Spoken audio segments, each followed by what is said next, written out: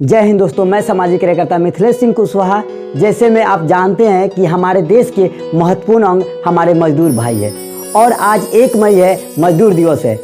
मेरे देश के सभी मजदूर भाइयों को मेरे तरफ से यानी सामाजिक कार्यकर्ता मिथिलेश सिंह कुशवाहा के तरफ से आप सभी को मजदूर दिवस की हार्दिक शुभकामनाएं।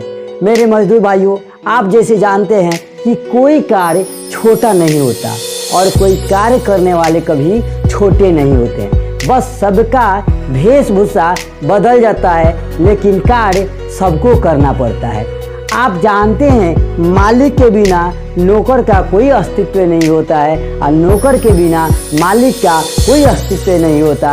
इसलिए कोई छोटा और कोई बड़ा नहीं होता, कार्य सबको करना पड़ता है। लेकिन कुछ मजदूर भाई के साथ हमारे समस्या होती है क्योंकि उनके पास समझ नहीं होता है, इम्यूनिटी नहीं होता है। इसके लिए मैं एक वीडियो बनाया हूँ। इस वीडियो को देखिए और समझने का प्रयास कीजिए।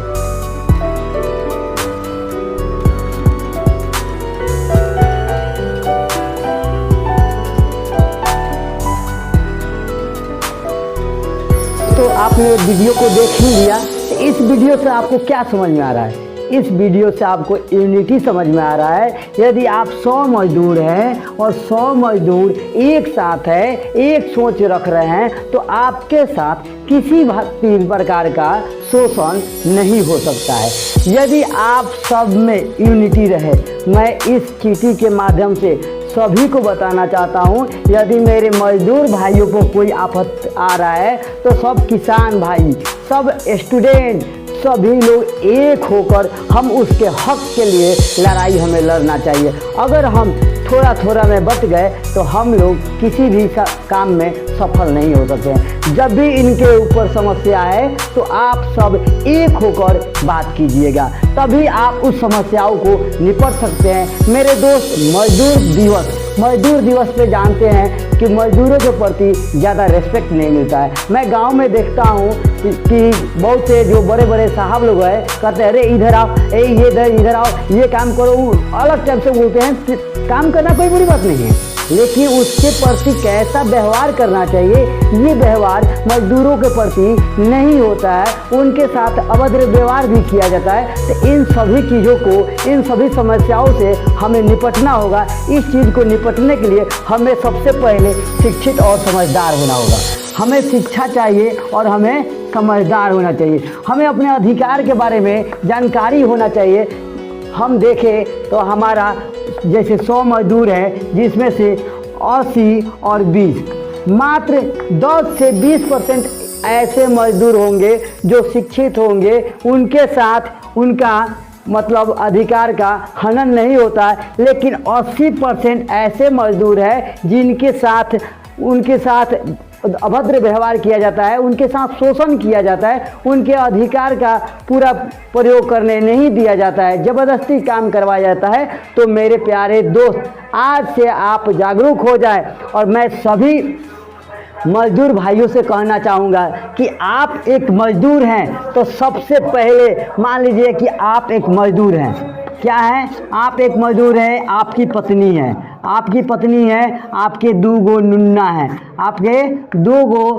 है, तो आपका हक बनता है, आप शिक्षित हो चाहे ना हो, आप समझदार हो या ना हो, आप अपने नुन्ना मुन्ना को ज़रूर शिक्षा दीजिए। एक सही शिक्षा आप अपने नुन्ना मुन्ना को दीजिए, इनको दोनों को पढ़ाइए। लेकिन मैं प्रैक्टिकल देखा हूँ, मैंने प्रयोग किया हूँ कि बहुत से 80% जो ऐसे मजदूर हैं जो अपने बच्चे को पढ़ाते नहीं हैं। तो क्या आप चाहते हैं कि मेरे बेटा भी हमारे ही जैसा बने, वो भी किसी का अभद्र व्यवहार सुने, किसी के साथ शोषण करवाए? तो सबसे पहले मेरे प्यारे भाइयों, मेरे मजदूर भाइयों, आप अपने बच्चे को शिक्षित कीजिए। आप प्रतिदिन, मैंने देखा है मजदूर भाई के लड़के को मैंने फ्री में केडी इंग्लिश स्कूल में फ्री में पढ़ाया, फिर भी वह व्यक्ति ने उस बच्चे को स्कूल छुड़वा दिया कि नहीं, ये पढ़कर क्या करेगा। मेरे भाई, आप ज़्यादा से ज़्यादा 300 या 400 रुपया प्रतिदिन कमा सकते हैं। कभी कभी आपको काम भी नहीं मिलेगा और 300-400 रुपये में आप, आपकी पत्नी, आपके 2 बच्चे का देख रेख करना है। अगर किसी दिन किसी का तबीयत खराब हो गया तो आपका ये 300 रुपया पूरा उसी में चला जाएगा। तो मैं आपसे कहूँगा कि अगर आपको घर से परिवर्तन करना है, यदि आप चाहते हैं कि मेरा पीढ़ी, मेरा परिवार आगे बढ़े, वह भी एक अमीर जैसा जीवन जिए, तो आप सबसे पहले उस बच्चे को शिक्षा दीजिए। सबसे पहले आप शिक्षा दीजिए। आप 2 रोटी कम खाइए, एक कार्य को, शौक को पूरा मत कीजिए, लेकिन अपने बच्चे को एक सही शिक्षा दीजिए। बहुत से ऐसे शिक्षक हैं 15-20% जो कि 2 रोटी कम खाते हैं लेकिन अपने बच्चे को सही शिक्षा देते हैं, उनको पढ़ाते हैं। लेकिन मैं बहुत 80% लोगों को देखता हूं कि अपने बच्चे को नहीं पढ़ाते हैं। यदि आप सही शिक्षा दे रहे हैं, यदि आप सही शिक्षा दे रहे हैं तो आपके घर में ज़रूर परिवर्तन होगा। एक किसान 300 रुपया कमाता है तो कम से कम 10 रुपया अपने बच्चे के लिए प्रतिदिन निकाल ले और वह अपने बच्चे को किसी निजी विद्यालय में कम से कम 5 से 8 क्लास तक पढ़ा ले। मैं गांव लेवल पे बात करूं तो गांव लेवल पर मजदूर लोग अपने निजी विद्यालय में पढ़ाने में कोई संकोच नहीं करना चाहिए, क्योंकि यहाँ पे ज़्यादा पैसा नहीं लगता है, क्योंकि यहाँ पे एडमिशन चार्ज भी नहीं लगता है। आप टाउन में जाइएगा तो कम से कम 10,000 15,000 रुपया एक बार नाम लिखाई लगता है, फिर किताब का 5,000 रुपया लगता है, उसके बाद में महीना 1,500-2,000 रुपया रहता है। लेकिन आपके गाँव में क्या है मेरे दोस्त, आपके गाँव में कम से कम 300 रुपया, 300 से 400 रुपया महीना में पढ़ा दिया जाता है और बहुत ही बेहतरीन तरीक़ा से आपके बच्चों को ध्यान देकर पढ़ाया जाता है। क्योंकि मैं खुद केडी इंग्लिश स्कूल में पढ़ाता हूं तो मैं देखता हूं कि टीचर लोग कितना मेहनत करते हैं। क्या 300 रुपया में आप 100 रुपया या 150 रुपया किसी कोचिंग वाले को दे देते हैं, किसी कोचिंग में पढ़ने के लिए भेज देते हैं और वो क्या करता है कि 10 बच्चे को 1 घंटा में पढ़ाता है। तो मेरे प्यारे मजदूर भाइयों, आप बताइए कि 10 बच्चे को 1 घंटा में पढ़ा रहा है तो एक बच्चे पे कितना मिनट समय दिया? ज़्यादा से ज़्यादा 5 से 6 मिनट। अब आप ही बताइए 5 से 6 मिनट में आपके बच्चे को हिंदी पढ़ाएगा, इंग्लिश पढ़ाएगा, कि मैथ पढ़ाएगा, कि साइंस पढ़ाएगा, कि सोशल साइंस पढ़ाएगा, कि संस्कृत पढ़ाएगा, क्या पढ़ाएगा? कि आपके बच्चे को संस्कार देगा, कि संस्कृति के बारे में सिखाएगा, कि पर्सनालिटी डेवलपमेंट सिखाएगा, कि आपके बच्चे को स्पोकन सिखाएगा? क्या सिखाएगा हमको ये बताइए 5 मिनट में। आप 150 रुपया दे सकते हैं, लेकिन 1 घंटा के जो पढ़ा रहा है 5 मिनट और जो 6-6 घंटा मेहनत करता है वहाँ 300 रुपया आप नहीं दे सकते हैं। मैं जानता हूँ आपका समस्या कहाँ है मेरे दोस्त। आप किसान हैं और आप मजदूर हैं तो कहते हैं कि सर वो बात नहीं है, 300 तो हम दे सकते हैं, लेकिन साल भर में एक बार 1200 या 1500 रुपया देना पड़ता है। ये कहाँ से लाएंगे? ज़्यादा वर्डन पड़ जाता है। अरे मेरे प्यारे भाइयों, आप मुझे बताइए, लाला लाजपत राय भी बोले थे कि मुझे नर्क में भी किताबों का भंडार खोलने का मौका मिले ना तो मैं वहाँ खोल कर लोगों को के व्यवहार को बदल सकता हूँ। आप बताइए कि कोई ईद आया, दिवाली आया, छठ पूजा आया, कोई भी पर्व त्यौहार आया, चाहे शादी विवाह आया, तो एक बार आप कम से कम 5,000 से 3,000 2,000 रुपया खर्च करते हैं कि नहीं? अपने खुशी को व्यक्त करने के लिए करते हैं ना।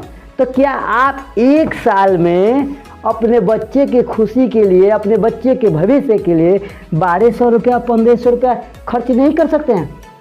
साथ ही अगर आप बिल्कुल असहाय हैं, आपको काम धाम नहीं मिलता है, आपका बच्चा पढ़ना चाहता है, तो किसी भी स्कूल में आप जाइए तो आपके बच्चे को फ्री में पढ़ाना पड़ेगा। ये आपका अधिकार है। जहाँ 100 बच्चा पढ़ रहा है वहाँ 15 बच्चा बिल्कुल फ्री में पढ़ सकता है। उसको किताब कापी भी उपलब्ध करा दिया जाएगा। अगर आपको किसी स्कूल में नहीं पढ़ा रहा है तो आप केडी इंग्लिश स्कूल में आइए, आपके बच्चों को पढ़ाइए, लेकिन पढ़ाइए ज़रूर। अब ये नहीं कि आप किसान हैं, आपके साथ ऐसा हो रहा है व्यवहार तो आप अपने बेटे को भी ऐसे ही कराइए। आप अपने बच्चे को सही शिक्षा दीजिए और उसे एक लायक बनाइए, एक इंसान बनाइए, क्योंकि हम लोग बिना पूँछ वाला इंसान है, जानवर है। कोई फर्क नहीं है हम लोग, हमारे में और जानवर में। सिर्फ यही फ़र्क है कि हमारे पास पूँछ नहीं है, उन लोगों के पास पूँछ है। तो मैं सबसे पहले मजदूर भाइयों को कहूँगा कि आप एक यूनिटी बनाइए, अपने में एक मत बनाइए और एक मत बनाकर अपने बच्चे को सही शिक्षा दीजिए, शिक्षा और स्वास्थ्य पर ध्यान दीजिए। एक मजदूर भाई ने वीडियो में व्हाट्सएप में कहा था, उससे पूछा गया था कि आपको रोज़गार चाहिए कि क्या चाहिए, तो उन्होंने कहा मुझे कुछ नहीं चाहिए, मुझे शिक्षा चाहिए, अगर मेरे पास शिक्षा रहेगा तब मैं छीन लूँगा। तो आप समझदार बनिए, शिक्षित बनिए और अपने बच्चे को खूब अच्छा से पढ़ाइए, भले आप 2 रोटी कम खाइए। और सभी भारतवासियों को मैं मजदूर दिवस की हार्दिक शुभकामनाएं फिर से देता हूं और मैं चाहता हूं कि आप अच्छे से काम करें, कि आपका परिवार अच्छे से जीवन व्यतीत कर सके। जय हिंद।